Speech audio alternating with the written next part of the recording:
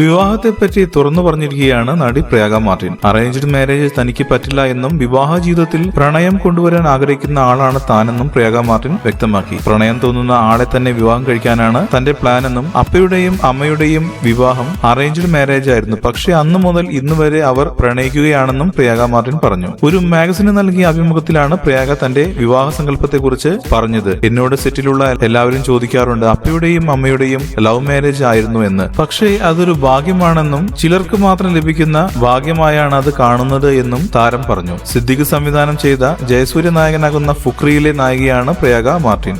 കൂടുതൽ സിനിമാ വാർത്തകൾക്കും വിശേഷങ്ങൾക്കും ഇപ്പോൾ തന്നെ സബ്സ്ക്രൈബ് ചെയ്യൂ മലയാളം ക്രിയേഷൻസ്.